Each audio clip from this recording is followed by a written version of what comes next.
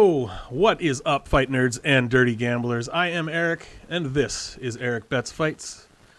Today we're going to recap this past weekend's UFC event. It was the Jamahal Hill versus Johnny Walker event. It is already Monday, and I'm just now doing the recap. I've done recap videos as late as Wednesday. Maybe I should figure out a way to spin that into an official Erik Bets Fights thing. Welcome to Erik Bets Fights. We are bringing you the most fashionably late recaps in the game. I don't know. That's dumb. Sometimes I get a little stupid with it. It's crazy windy outside. I don't know if you guys can hear that, but my window right behind the webcam here is rattling with the crazy Las Vegas wind going on. But anyway, we're going to go ahead and recap how the fights went on this event, and also, most importantly, recap our bets. It was another winning night. We picked up, I think it was 4.38 units or so. So I'm just going to start at the bottom of the card. I'm going to talk a little bit about each fight, and then at the end I'll pop up a graphic and we'll go through those bets and kind of talk about what went well, what didn't go well. I have already started tape study for the next event. I've got one bet posted on my betmma.tips so far, but yeah, I'm about halfway through tape study, so hopefully there will be more bets popping up there throughout the week. All right, so the card kicked off with Mario Bautista versus Jay Perrin. We actually stayed away from this one from a betting perspective. I thought about putting Bautista in a parlay, did not do so. Bautista handled business pretty easily, like we expected him to. Perrin looked pretty tough and scrappy. You know, is he UFC level? I don't know. What does that even mean anymore in the Apex era and the COVID era? But he was scrappy. He put on the best show that he could. You know, He was thoroughly defeated, but not necessarily embarrassed or anything. So, whatever. It was what it was, I guess. That's about all I have to say about that one. Next up was Jonathan Pierce versus Christian Rodriguez. Pierce was one of probably my most confident spot on the whole card, and he did come through, but he did not come through quite as dominantly as one might have expected, or as I expected anyway. Christian Rodriguez, the kid's good. I mean, he's very good. I mean, we knew going in that he was good, but especially, coming up a weight class, coming up against a big, well-rounded veteran like Jonathan Pierce, he made a really good account of himself. Just about had Pierce finished at least once, had him in big trouble with a choke. I thought Pierce would pretty much dominate here with his size and with his more well-rounded game and that sort of thing, but kudos to Christian Rodriguez. He looked good. We did have Pierce in a parlay, and one thing, part of why I make these videos is the sort of the what did we learn thing, and one thing that I've sort of been trying to work on lately as I try to get better at this whole MMA gambling thing is I spent some time looking through the records of some of the top cappers on betmma.tips and just sort of looking at the kind of bets they make, how they size their bets and that kind of thing, and just kind of comparing it to what I do. And one thing that I noticed that a lot of the top cappers do that I haven't been doing is really going heavy on certain spots. I tend to do 1 unit or 2 units on everything. I never really go much bigger than that. I've maybe put 3 units on a parlay before or something, but I never really, or very rarely anyway, go really heavy on something. And so I decided to kind of specifically work on that for this one. So I'm like, you know what? I'm going to figure out what my most confident bet is here, and I'm going to up it a little bit. So I put a parlay of Jonathan Pierce and Kyle Daukaus, because those are the two that I was like, I really can't see these guys losing. So I parlayed them, and I put 4 units on it. I thought about 5, but I wasn't ready to quite step up to that yet. And that did hit, so that felt good. So that is one thing that I'm definitely going to be sort of targeting moving forward is why not? I've been doing really well. I've been consistently winning. Obviously, I've had losing events, but if you look at the data tracker thing on betmma.tips, I'm consistently going up and up. So obviously, it's not a huge sample size. I only started tracking in October, but I'm consistently doing pretty well. I'm feeling good enough about my reads and how it's going that I'm going to try putting a little more units on some of those spots where I feel more comfortable, and we'll see how that goes. So far, so good. Next up was Chad and Heliger versus Jesse Straiter. We did take an underdog shot on Straiter here. We put 1 unit on him at plus 225, and that was based on the read that I just thought this fight would play out pretty closely, at least compared to what the odds were suggesting, and it did for the most part. Straiter looked good in round 1. I would say he won round 1. I'm struggling to remember the details as usual. You guys know how my brain is if you've watched these videos before. I can remember all kinds of stuff about UFC 2 and UFC 6, but I have trouble remembering the fights I watched 2 days ago. But anyway, yeah, Straiter was, bigger, younger, stronger, kind of more physical guy. So that's kind of what we were basing the bet on there. Straiter looked good early. He started to fade a little bit, and not that he looked terrible late. He still looked decent. He came out hard again in round 3, but then Heliger was able to catch him with a big shot and put him out. But yeah, I mean, I don't know. Heliger's 35 years old, so it's hard to expect a whole heck of a lot from him at 135. He might have a couple years left in him. Straiter's young. There's a lot of room for improvement there, but he's also working with some pretty decent raw materials. He's big, he's strong, he's young, he's athletic. He's already got some pretty good skills. Obviously, the guy can crack. He's got some wrestling. So, it'll be interesting to see what happens with Jesse Straiter. He might have some potential. Next up was Gloria DePaula versus Diana Belbita. This fight was lined very closely. It was pretty much a coin flip, probably the closest odds on the card, if I remember correctly. We did end up taking a shot on Gloria DePaula here. We put on 1 unit at, I think, plus 110 we got her. And I was basing that largely on the read that Belbita is the more aggressive striker. She will pour it on, especially when she feels like she's got someone hurt. She might be the harder puncher. But when watching the tape, what kept hitting me was DePaula has the straighter, quicker punches. So I kept thinking, if it really comes down to a striking match, Belbita might land the bigger shots, but DePaula might be a little busier and throwing the straighter, quicker punches that are getting to their target faster. And then I also saw an interview with DePaula where she said that she was going to look to use her wrestling here. She wasn't exactly like shooting double legs or anything, but she spent some time holding Belbita against the cage and that kind of thing. We did pick that one up. It might have been a bit of a gift. I mean, I don't know. The decision could have gone either way. It was a very close fight, but we did get the decision there, so that was nice. Picked up 1.1 units there. Next up, Chaz Skelly versus Mark Streagle. Good old Chaz Skelly, man. That was awesome. I mean, if he retires now, I mean, good on him. He deserves it, but it would be cool to see him come back and fight again. But obviously, he's been plagued by injuries. He hadn't fought in 2.5 years. He's, 36, 37 years old. I mean, who could blame him for deciding to retire right now? But what a fight to go out on. I mean, if he does retire now, at least he doesn't end up being that veteran that stuck around too long and lost a bunch of fights. He would be leaving the sport on a big, impressive win, so that's pretty cool. We did end up putting 0.2 units on Chaz Skelly by submission in round 3. I thought there was a decent shot that would hit. We did hit that awesome spot on Kyler Phillips by sub in round 3 the week earlier, so I was like, hey, maybe we'll ride this sub round 3 train again. Unfortunately, Mark Streagle was not able to hang out all the way until round 3, as Skelly did take him out with a knee and hammer fists on the ground in round 2. Really nice performance from Chaz Skelly. Mark Streagle, I don't know. I mean, the guy's obviously athletic. He's got some skills, but I don't know. He's kind of small. I mean, he's bricked up, obviously, but he's kind of small. I don't know how good he is. It's hard to say. I mean, he's obviously got some experience, but he was mostly fighting cans. We'll see. I don't have big expectations for the guy, certainly. Next up was Stephanie Egger versus Jessica Rose Clark. Again, going back to the things that, part of the reason I make these recap videos is to talk through just kind of some of the things that happened and some of the things that went wrong so I can improve my own strategy on this. And I definitely can learn from this spot. I did put Jessica Rose Clark in a parlay. And as the week went on, I was like, I was trying to figure out, I kind of wish I hadn't put her in a parlay, and I kind of want to hedge out of that.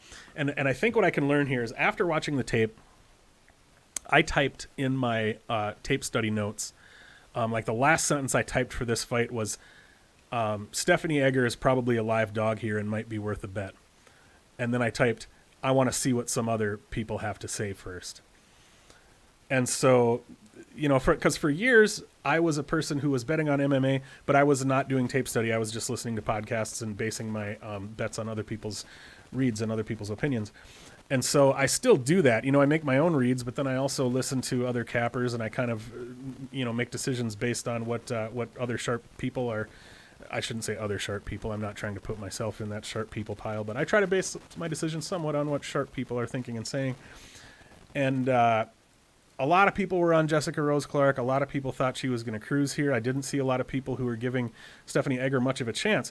But my read on it was Egger is big. Egger is strong. She's got her judo. She's got a solid top game. I said that in the Best Bets live stream on Saturday, and somebody in the chat was like, yo, chill on this, saying Egger's got a good top game. Like, dude, she's got that scarf hold. Look what she did to Jessica Rose Clark. She does have a solid top game.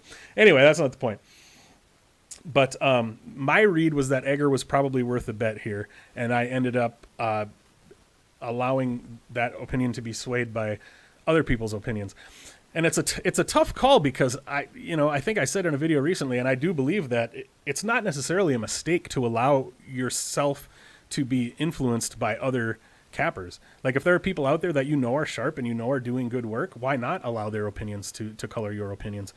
But I think maybe a good way for me to look at it going forward is to maybe, make my own reads and then allow those reads to be bolstered by other people's opinions. But maybe I should try not to completely change my mind based on what other people say. I'm trying to always figure out a way forward. How can I learn from this? And I thought Egger was a solid bet. I thought there was a decent chance she was going to win this fight. And then I heard other people, and I thought, like, well, I must be wrong because these guys who have been doing this longer than me and who are sharper than me are saying that Jessica Rose Clark is going to win. So I flip-flopped and put her in a parlay. So moving forward, trying to learn from this, I'm trying to trust my own reads more. That's always it's a tough thing to do when I'm looking at, like, yeah, I've been watching MMA for a long time. Frankly, I've been watching MMA probably longer than almost any capper out there, but I haven't been watching MMA in an analytical way for betting purposes for a long time. So it's definitely different. So when I hear opinions from these other cappers, I think, like, well, they've been doing this longer than I have. They're better at this than I am. So I end up flip-flopping. But anyway, I did a lot of blabbing there, but nice win by Stephanie Egger. It actually kind of played out the way that I thought it might, but then allowed myself to believe otherwise. So anyway, enough about that. Next up was David Onama versus Gabriel Benitez. I'm glad that I stuck with my read here. I saw a lot of people on both sides. I did see some sharp cappers on Onama and some others on Benitez. And my read here was largely kind of just based on Onama's youth and athleticism and speed and power, and Benitez being a little older and having a lot of fight miles on him and that kind of thing. It wasn't even so much based on the actual, macro or micro of their skill sets and that kind of thing. I was just like, I think David Onama's pretty good. I think he's improving all the time. And I think that Gabriel Benitez, the older kind of beat up Gabriel Benitez that we've got now, is probably the level of fighter that David Onama can beat. That was kind of my read on it. And it was sweaty at first.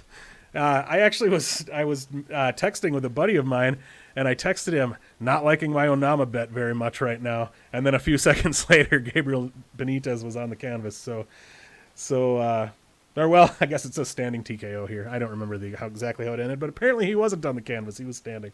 But yeah, it was nice to see that because Onama took some licks. He was in some trouble, but he was able to crank it up and get the finish on the old dog, Mowgli there. So nice work, David Onama. It'll be cool to see what we get from him in the future. Next up was Joaquin Buckley versus Abdul Razak Al Hassan. If you've watched my videos before, you know that this is exactly the kind of fight that I tend to stay away from when you're dealing with two guys who have so much power, so much athleticism, so much dynamism, and don't always have like the most like set game plan or the most intelligent or patient approach, and they're just going to come out there and do the damn thing. I tend to stay away from betting those fights because it's pretty tough to know what's going to happen. But both guys actually came out with much better game plans and much better patience and ability to kind of preserve their energy and that kind of thing. They both showed a pretty good ability to do that. And one thing I want to say about this fight that I think is pretty cool, regardless of how you scored it, it was a close fight, and some people felt that it should have gone the other way. Buckley got a split decision. It's pretty awesome that Abdul Razak Al Hassan won a third round here and did so dominantly. I mean, potentially a 10-8 round. Because if you look at sort of the story on him as a fighter and what any cappers were saying and predictors were saying leading up to this is like, if it goes to decision, it's going to be Buckley. I mean, Abdul Razak Hassan has literally never won a fight outside of the first round. Not just he hasn't won a fight by decision, he has never won a fight unless it was in the first round. So the fact that he was able to put on a really impressive and intelligent display in the third round of a fight, that's just pretty cool. It shows growth for him as a fighter. It shows, he probably learned some things about himself there, having never been in that situation before. So good for him, He showed an ability to, preserve his cardio and actually have the energy and the power to fight hard and to fight well into the third round, and that was cool to see. Yeah, like I said, I stayed away from that one, but nice performance from both guys, and it was cool to see. Next up, we've got Jim Miller versus Nicholas Moda. This was one of those, if y'all watched my preview video, my best bets video, I don't think I had a bet on this fight yet. I tend to, the day of an event, I tend to kind of go through, I pull up the odds, I look through, and I end up adding some stuff the day of the event a lot of the time. And I think I already had a bet on this fight to go under 2.5, but the morning of the event, on Saturday morning, I ended up adding Jim Miller inside the distance. I think I put half a unit on that at plus 260, I think it was. And so that was awesome. Jim Miller came through for us there. I think going into this fight, I was down a little bit on the event. But I knew, I've got Jim Miller inside the distance. I've got the under 2.5. If Jim Miller wins this fight under 2.5 rounds, it's going to put me up into the green or the black, whatever you want to call it. It's going to put me in the profit anyway. And he did it. He knocked him out in round 2. God, Jim Miller is just awesome. Like I'm a guy, I always say I don't really have favorite fighters. I'm a fan of the sport, and I'm a fan of interesting matchups and interesting unexpected outcomes more than I am a fan of individual fighters. But like, I might be a fan of Jim Miller, like Jim Miller is just, he's just awesome. I love everything about the guy. I love that he's been around so long. He's had 39 fights in the UFC now. He's got a well-rounded game. He's still able to put it together. He's still able to put it on these young hungry dogs coming in here looking to get their bone in the UFC. Yeah, Jim Miller's awesome. I hope he does stick around and fight on UFC 300. I hope he fights 10 more times in the UFC. Love the guy. Next up, Parker Porter versus Elon Beaudo. I mostly stayed away from this fight, but I did end up putting a couple like tiny sprinkles on it. I didn't put any like full-on unit plus bets on it, but I put 0.2 units on Parker Porter by submission at plus 750. And because I was like, Parker Porter's going to get a key lock here. And he almost did. Well, I shouldn't say he almost did. He was going for one. He wasn't really that close to having it. But I think I said on the Best Bets show, and I tweeted during the fight as well, I was like, where can I get the bet? Where can I get plus 100,000 on Parker Porter to win this fight by key lock? And I'll be damned if he didn't go for it. But I would have been flying high if he would have won that by key lock. But anyway, but hey, Elon Beaudo looked all right. He looked a lot better than he has before, a lot better than anyone expected him to. He, my read and pretty much everyone's read on Beaudo was he's a little bit dangerous in round 1, not even that dangerous. And then in round 2, he's gone. Just falls off the cliff and he's not even there anymore. And he managed to fight all 3 rounds. He was there. I mean, he was still landing punches and late in the fight. Porter won the fight pretty clearly, but Beaudo didn't embarrass himself. He didn't look terrible. Like the guy is clearly still growing and still getting better. I mean, what has he lost 3 in a row now in the UFC? So he's probably going to get cut anyway. Maybe not. I mean, they need heavyweights, so who knows? But we are living in a reality where Parker Porter has won 3 fights in a row in the Ultimate Fighting Championship. Let me say that again. Right here in the universe we are living in, Parker Porter is on a 3-fight winning streak in the world's, nay, the universe's #1 mixed martial arts organization. That's freaking awesome. Hey, let me know in the comments down there. Let me know, is Parker Porter ever going to be a top 10 UFC heavyweight? Let me know what you think. It could happen, you guys. It could happen. I mean, how many heavyweights are even in the UFC? Like 25, 30? I don't even know, but there's not that many. There's way fewer heavyweights than there are other divisions. Anyway. Oh, and I also put a sprinkle on Elon Beaudo, 0.2 units for him to win by KO in round 1. I think I got that at like plus 800. Because I thought, like, obviously if Beaudo's going to win, it's going to be KO in round 1. If Porter's going to win, it's probably going to be a submission, but neither of those things came to fruition. So we lost 0.4 units there, but that's all right. Next up, Kyle Daukaus versus Jamie Pickett. I think I had Daukaus in 3 different parlays, including the one with Jonathan Pierce where I put 4 units on it.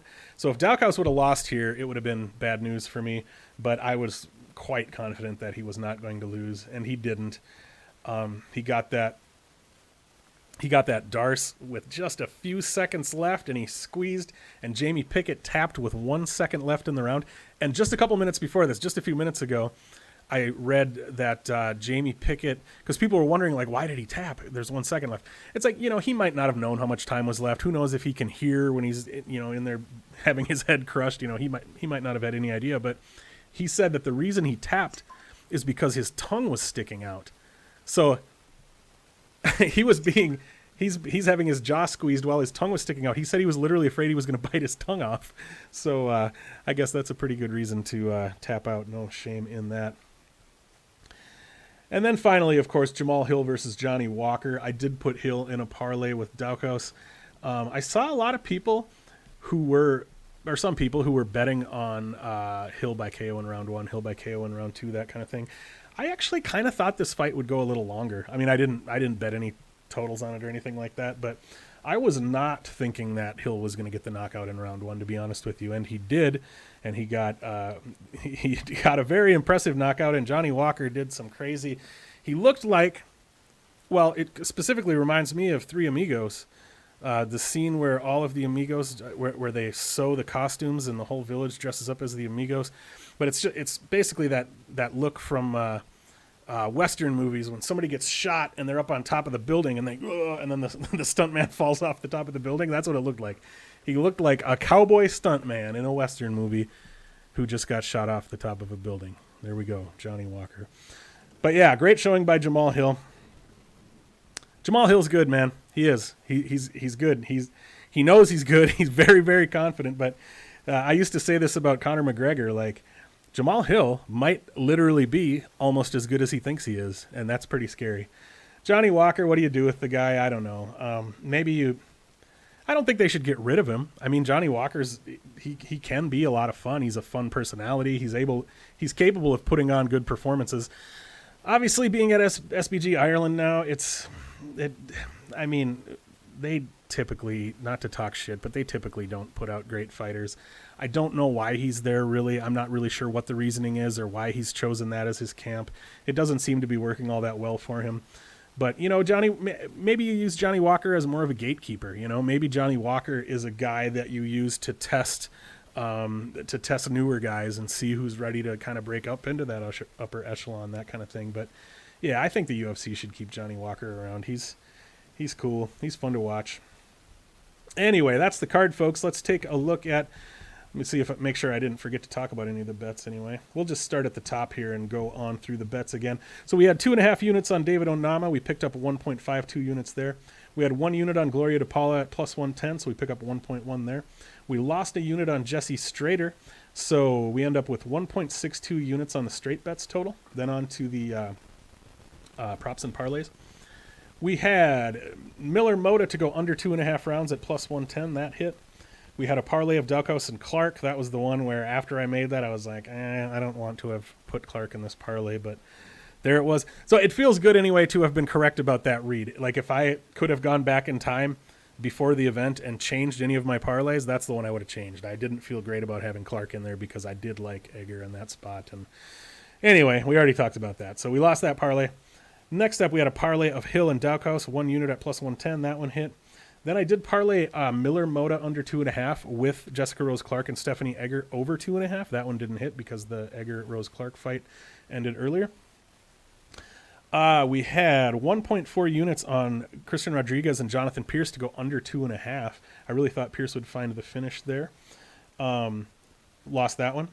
We had the 0.2 units on Skelly by sub in round 3 at plus 1,400. That one did not hit, but that's okay. That was just a sprinkle.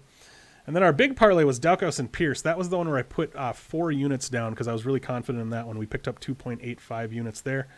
And then we had our sprinkles on Porter wins by sub at plus 750. That didn't hit. We had Miller inside the distance at plus 260, so we picked up 1.3 units there. And then we had that, excuse me, sprinkle on Beaudo by TKO in round 1 at plus 800. That one did not hit. But overall, we put out 14.6 units in bets, picked up 4.38 units for an ROI of 30%. That puts us at, if I remember correctly, I did the math, I think we're at 13.38 units so far in 2022. And since I started tracking on BetMMA.tips on October 9th of 2021, we are up 55.34 units with 28% ROI. So feeling pretty good about that. Just a reminder, folks, I am not a professional gambler, nor am I a gambling expert of any kind. I'm just an MMA nerd who loves to watch fights, loves to bet on fights, likes to sit in front of my webcam here and talk about fights. So the bets that I tell you about, I'm not telling you to bet those things. I'm not suggesting that you do. I'm just telling you what I'm betting on for entertainment purposes. But I do appreciate so much those of you who come and watch my videos. Please give me a like. Please give me a subscribe if you haven't yet. Make sure to check me out on Twitter at erikbetsfights, and you can find my bets for free at betmma.tips/erikblock. That's ERIKBLOCK. Thank you so much again for coming out, folks. I am Erik with Erik Bets Fights, reminding you to play it smart, play it tight, and let's grow those bankrolls. Have a great day, everybody.